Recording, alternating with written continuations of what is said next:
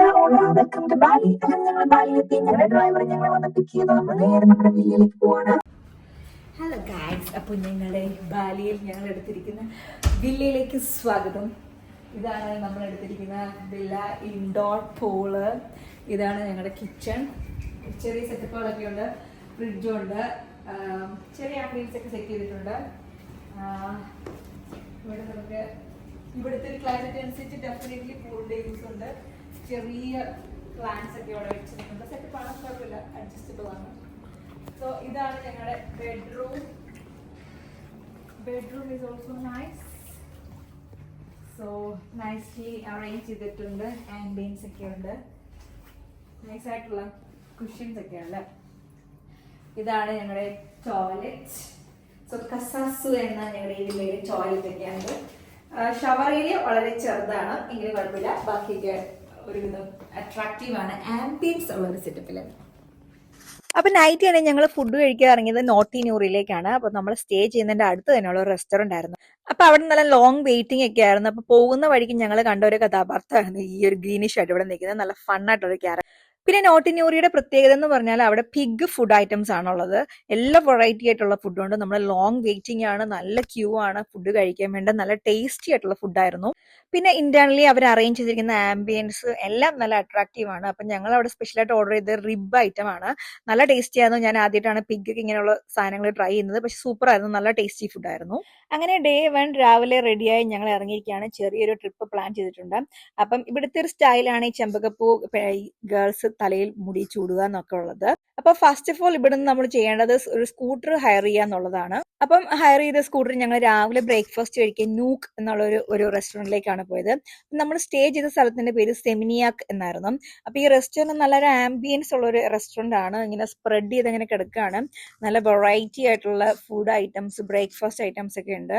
അപ്പോൾ ഒത്തിരി നല്ല വെറൈറ്റി ആണ്. അപ്പൊ ഇതായിരുന്നു ഞാൻ കഴിച്ച ബ്രേക്ക്ഫാസ്റ്റ്. ഒരു കോക്കനട്ട് വാട്ടർ, കരിക്കും വെള്ളം നമ്മുടെ, പിന്നെ ഫ്രൂട്ട്സ്, യോഗട്ട്, അതെല്ലാം. നമ്മൾ ടൂറിസ്റ്റ് ഗൈഡിനെ ഒന്നും അറേഞ്ച് ചെയ്തിട്ടില്ലെങ്കിൽ ഒരു സ്കൂട്ടർ അറേഞ്ച് ചെയ്ത് നമ്മളിങ്ങനെ ട്രിപ്പ് പോകാന്നുള്ളതാണ് ഈസി ആയിട്ടുള്ള ഒരു കാര്യം. പിന്നെ നല്ല സമ്മർ ആയിരുന്നു അവിടെ, അതുകൊണ്ട് ഞങ്ങൾ നല്ല ടയർഡ് ആയി പോകുന്ന വഴിക്കൊക്കെ. അങ്ങനെ പോകുന്ന വഴിക്ക് ഒരു കരിക്കും വെള്ളമൊക്കെ കുടിച്ച് ആ ചേട്ടൻ ഞങ്ങളെ നല്ല രീതിയിൽ പറ്റിച്ച് എങ്കിലും ഞങ്ങളുടെ സ്പോട്ടിൽ എത്താൻ പോവാണ്. അപ്പൊ നമ്മൾ അവിടുത്തെ റൈസ് ടെറസിലാണ് എത്തിക്കുന്നത്. ടെഗലലാങ് എന്ന് പറയുന്ന ഒരു സ്ഥലത്താണ് ഈ റൈസ് ടെറസ്. അപ്പൊ അവിടത്തേക്കുള്ള എൻട്രി ടിക്കറ്റ് ഒക്കെ. സോ അവിടത്തേക്ക് നമ്മൾ പോകുന്ന ഒരു ഏരിയ ആണ് ഇതെന്ന് പറയുന്നത്. അപ്പം നല്ലൊരു ബ്യൂട്ടിഫുൾ ആയിട്ടുള്ള വ്യൂ ആണ്. ഇപ്പൊ സമ്മറൊക്കെയാണ്, കുറച്ചൊന്ന് ഡൗൺ ആയിട്ടിരിക്കുകയാണ്. ബട്ട് സ്റ്റിൽ വിസിറ്റേഴ്സ് നല്ല രീതിയിലുണ്ട്. പിന്നെ ഇവിടെ നമുക്ക് സ്വിങ് ചെയ്യാൻ പറ്റും. പിന്നെ കുറച്ച് ഫോട്ടോഷൂട്ട് ഏരിയാസ് ഒക്കെ ഉണ്ട്. അപ്പൊ സ്വിങ് ചെയ്യുന്നതിന് നമുക്ക് അവിടുത്തെ കോസ്റ്റ്യൂം ഹയർ ചെയ്യാം. ഇതെല്ലാം പെയ്ഡ് ആണ്, നമ്മൾ ഈ പേ ചെയ്യുന്ന ഈ ഒരു ക്യാഷിനുള്ളിൽ. പിന്നെ ഈ പാടി ഫീൽഡ് ഫുള്ള് നടന്ന് കാണുന്നവർക്ക് നടന്ന് കാണാം. ഞാൻ എക്സ്ട്രീംലി ടയർഡ് ആയതുകൊണ്ട് ആ ഒരു ഉദ്യമത്തിന് ഞങ്ങൾ തുനിഞ്ഞില്ല. പിന്നെ ഉണ്ടായിരുന്നത് നമ്മൾ ഫസ്റ്റ് അട്രാക്റ്റീവ് ആയിട്ടുള്ള ഒരു സംഭവമാണ് ഇവിടുത്തെ സ്വിങ് എന്ന് പറഞ്ഞത്. അപ്പം ഇൻഡിവിജ്വൽ ആയിട്ടും കപ്പിളായിട്ടും അവർ നമ്മുടെ സ്വിങ് നടത്തി അവർ ഫോട്ടോസും വീഡിയോസും ഒക്കെ എടുത്തു തരും. ഈ വിട്ടിരിക്കുന്ന കോസ്റ്റ്യൂം അവിടെ നിന്ന് തന്നെ അവർ ഹയർ ചെയ്ത് നമ്മൾ എടുക്കുന്നതാണ്. അപ്പം നമ്മൾ ഉപയോഗിച്ച ശേഷം അടുത്ത ആൾ ഉപയോഗിക്കും. പല ഡിഫറെന്റ് കളേഴ്സ് ഒക്കെ ഉണ്ട്.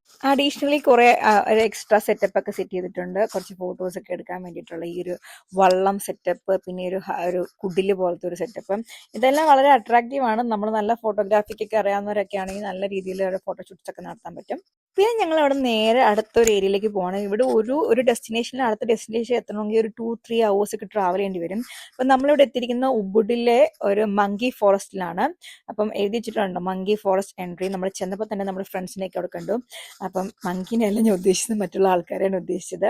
ഓക്കെ, അപ്പം ഇതാണ് മങ്കി ഫോറസ്റ്റ്. ഇവിടെ എൻട്രിയുടെ അവിടെ ഏരി തന്നെ കുറച്ച് ഓർണമെന്റ് ഫിഷ് അങ്ങനെയൊക്കെയുള്ള ഒരു എൻട്രി ആയിരുന്നു. അട്രാക്റ്റീവ് ആയിട്ടുള്ള ഒരു എൻട്രിയാണ് ഇവർ സെറ്റ് ചെയ്തിരിക്കുന്നത്. ഇവിടെ നമ്മൾ വേറെ സെപ്പറേറ്റ് ടിക്കറ്റ് എടുക്കണം.